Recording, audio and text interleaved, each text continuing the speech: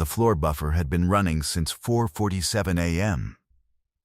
when the security camera on the 14th floor captured what it always captured on Tuesday mornings, an old man in gray coveralls pushing the machine in slow, even lines across the marble, the way a person moves when they have made peace with the work so completely that the work has become something else entirely.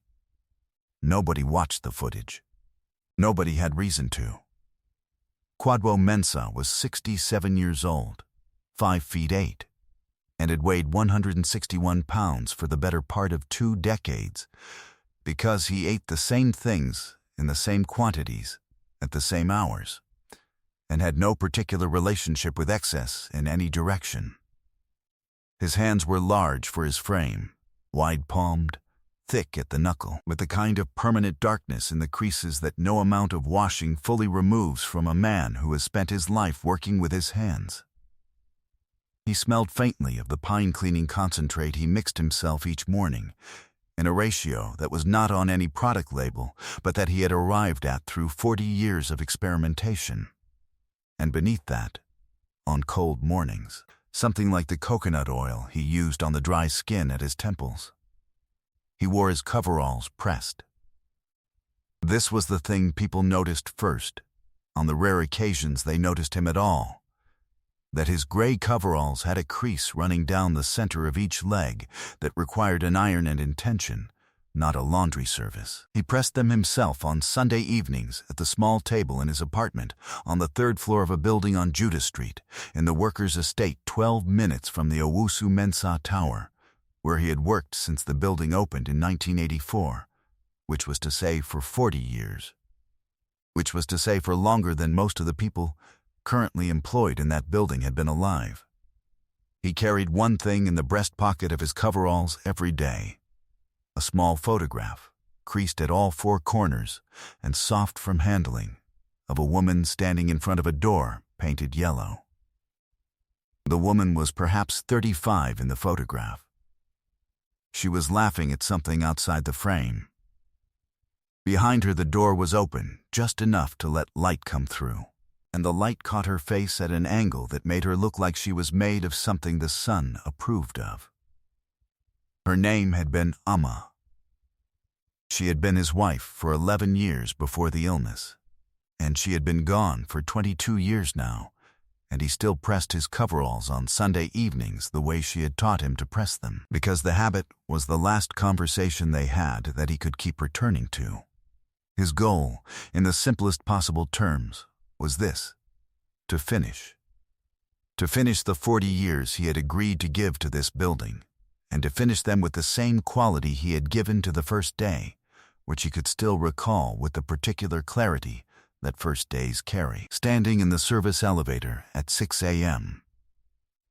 on a Monday in January 1984, with a mop and a new set of coveralls that had not yet been pressed, because he had not yet understood that pressing them was something he was going to do.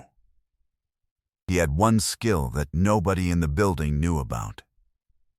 He had been using it in the building for 40 years, and on the morning of March the 4th, when the CEO of Owusu Mensah Financial Group came in 43 minutes early for reasons she had not explained to her assistant, she was about to find out what it was. Her name was Nana Adeyemi Bright. She was 44 years old, had been CEO for 3 years following 11 years as the group's chief financial officer, and was known in the industry for a capacity to read a balance sheet the way other people read faces, not for what it said, but for what it was not saying. She had taken the role in a period of institutional turbulence, and had spent 3 years doing the kind of rebuilding that does not photograph well, but that produces, eventually, buildings that stand. She wore her hair natural and short, kept her office at a temperature her assistant found unreasonably cold, and arrived every morning at 7:15 with a cup of tea she made herself in the executive floor kitchen, because she had not been able to explain to anyone the specific proportion of ginger to water that produced the result she wanted, and had stopped trying. She was not supposed to be in the building at 6:32 a.m. On March the 4th, She was there because she had not slept properly since the board meeting on February the 28th, when the proposal she had been building for 18 months had been met with the particular silence that precedes either a yes or a no of significant consequence, and she had spent the intervening 4 days working through it at hours that her body was beginning to register as unreasonable. She came in through the main lobby.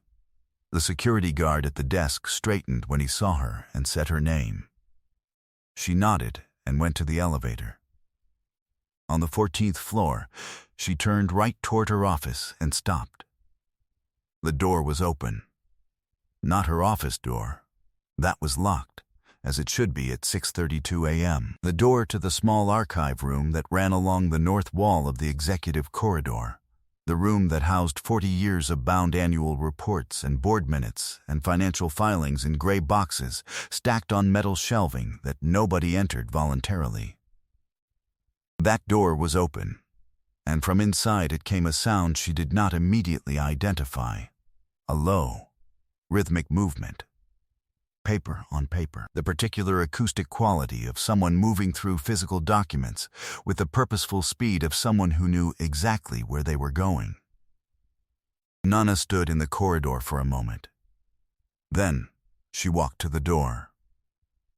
The old man in the pressed gray coveralls was standing at the third shelf from the floor with his back to her, a bound volume in each hand, comparing something in one against something in the other, with the focused attention of a person doing precision work. Around him on the small folding table he had unfolded in the center of the room were 7 additional volumes, open, with small paper markers at specific pages.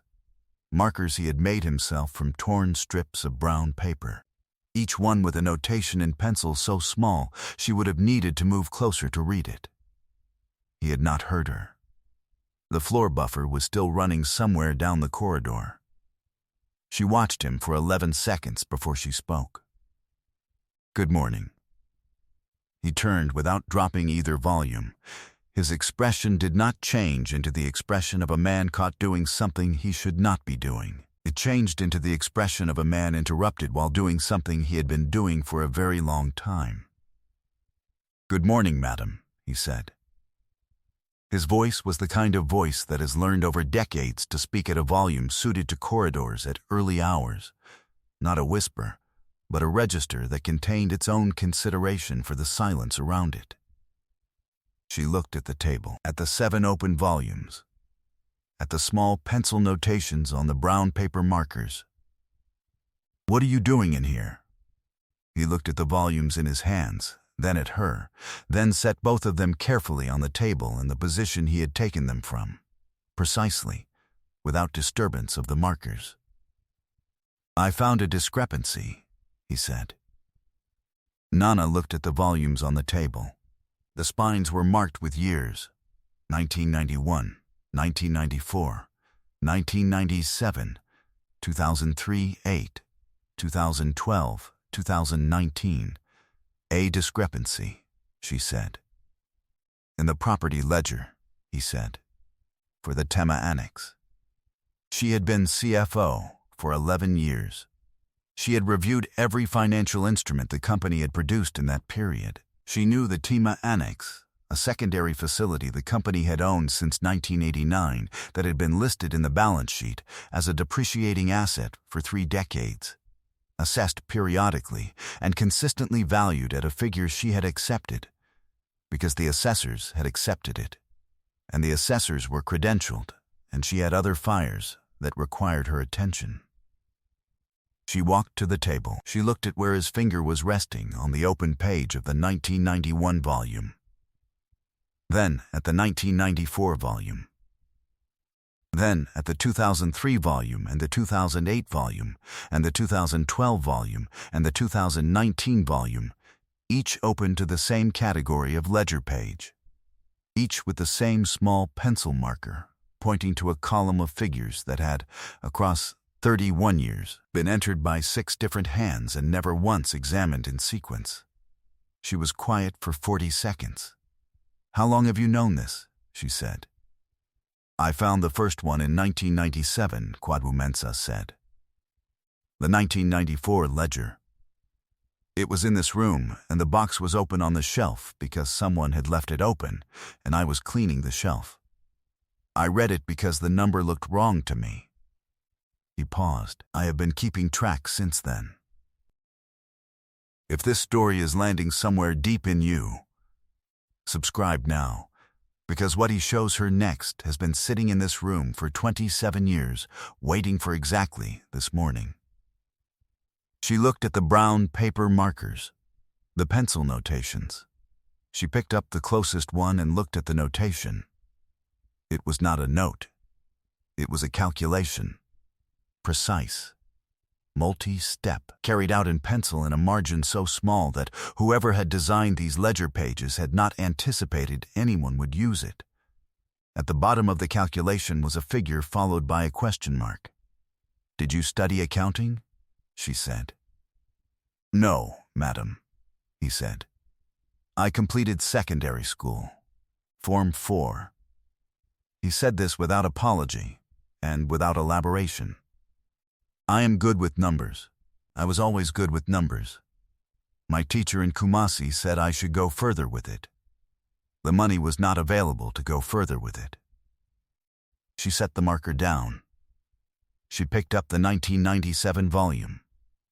She found the page he had marked and looked at it, and then looked at the 1994 volume, and then looked at the 2003 volume, and her mind, which was built for exactly this kind of cross-referential pattern recognition, began to move through what she was seeing with the accelerating speed of someone who has found the entry point to a problem they have been circling for a long time without knowing it.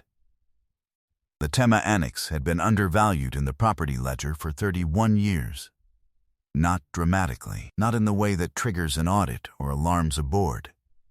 In the particular quiet, incremental, almost geological way that errors compound across decades when nobody is looking at all the ledger pages in the same room at the same time.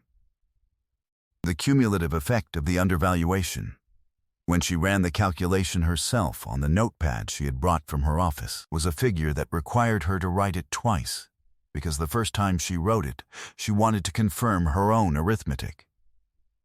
The company's net asset position, as it would be restated once this was properly documented, was materially stronger than the one she had presented to the board on February the 28th. She set down the notepad. She looked at Kwadwo Mensah, who was standing at the edge of the folding table with his hands at his sides and the photograph in his breast pocket, and the pressed crease running down the center of his coveralls, and she said, "You have been tracking this since 1997. Yes, madam. And you have told no one." He was quiet for a moment. "I told the finance director in 2001. Mr. Boateng," he said the name carefully, without accusation. "He thanked me and said he would look into it. I did not hear anything further. I continued to track it because the numbers continued to move." She knew the name. Mr. Boateng had retired in 2009 with a pension and a ceremony that she had organized because she had been in the finance department by then. She did not know what he had done with what the old man in the gray coveralls had brought to him in 2001. She was going to have to find out. But that was a different morning's work. "Why," she said, "did you not bring it to anyone else? After Mr. Boateng?" He looked at the volumes on the table, at the small markers in their positions, at the calculation in the margin of the 1997 ledger that had been sitting there unremarked for 27 years. "Who would I bring it to, madam?" he said. Not with bitterness, with the matter-of-fact acknowledgement of a person who has spent 40 years being the person in the gray coveralls in a building full of people who do not see the person in the gray coveralls. "And I thought," he continued, "that if I kept the record, someone would eventually find the room." She looked at him for a long moment. "What is your name?" she said. He told her. He said it the way a man says a name he has not been asked for in a professional context for a very long time, fully, both names, with the quiet formality of someone producing credentials that have always been valid even when nobody requested them. "Quadro mensa," she repeated. 40 years. 40 years in March, he said. She sat down in the chair beside the folding table. She looked at the 7 open volumes around her. 30 years of Tuesday mornings in this room. Of a man pressing his coveralls and coming in before the building woke and doing his work, and then sitting at a folding table in the archive room and checking the numbers the way you check something that matters. Methodically and without fanfare, and with the conviction that correctness has value even when nobody is measuring it. "I need you to walk me through all of it," she said, from 1991. He pulled the folding chair from the corner of the room. He sat down across from her. He picked up the 1991 volume and opened it to the first marked page and began to speak in the low, considered voice of someone who has been preparing this explanation for 27 years and is finally giving it to the right person. They were in the archive room for 2 hours and 14 minutes. At 8:51 a.m., Nana Adeyemi Bright walked into her office and called her assistant and told her to reschedule the 9:00 meeting and the 10:30 meeting and to find her the contact information for the board chair, which she needed before noon. At 9:04 a.m., she called the board chair and spoke for 22 minutes. At the end of the conversation, the chair was quiet for several seconds and then said, "Where did you find this?" she told him. Another silence. "The janitor." "The janitor," she said. 40 years. The man knows every number this company has ever recorded in the Tama property ledger better than anyone in the finance department. Better than I do. The response from the board came in 3 phases, which was how institutional responses to significant discoveries always came. First, the verification, then the implication, then the decision about what to do with the person who had made the discovery. The verification took 11 days and involved 2 external auditors and a property assessor who visited the Tema Annex on a Friday morning and produced a report that confirmed, with the particular thoroughness of professionals who are double-checking someone else's arithmetic, that the arithmetic was correct. The cumulative undervaluation figure that Nana had written down twice on her notepad was accurate to within a margin that professional pride required the auditors to note, but that was not material to the conclusion. The implication was presented to the full board on a Thursday that was 14 days after the morning in the archive room. The restated asset position was entered into the record. The board voted on the motions required to formalize it. The proposal that Nana had brought to them on February the 28th, the one that had been met with the silence that preceded a yes or a no of significant consequence, was re-evaluated in light of the restated figures and passed with 6 votes in favor and 1 abstention, which was the closest to unanimous that this particular board had produced in 4 years. The decision about what to do with Quadro Mensa took 1 conversation. Nana made the offer herself. She had thought carefully about what the offer should be and had decided that thinking carefully was required because the wrong offer would be an insult dressed as a reward, and he deserved better than that. She sat across from him in her office on a Wednesday afternoon, not the archive room this time, her actual office, with a view of Accra that the 14th floor produces on clear days, and the temperature she kept at a level her assistant found unreasonable, and the cup of ginger tea that she had made herself because she still couldn't explain the proportion to anyone else. She offered him a consulting role, not a title designed to sound impressive while meaning nothing. A specific role, reviewing the annual property and asset ledgers before they went to the board, cross-referencing against historical records, flagging discrepancies for the finance team to investigate, paid at a rate commensurate with the value of what he would be doing rather than the category of person the organization had previously assumed he was. With a formal contract, a company identification card that did not say facilities, and an office, a small one, on the 14th floor with a window. He sat with the offer for a moment. She had expected him to ask questions.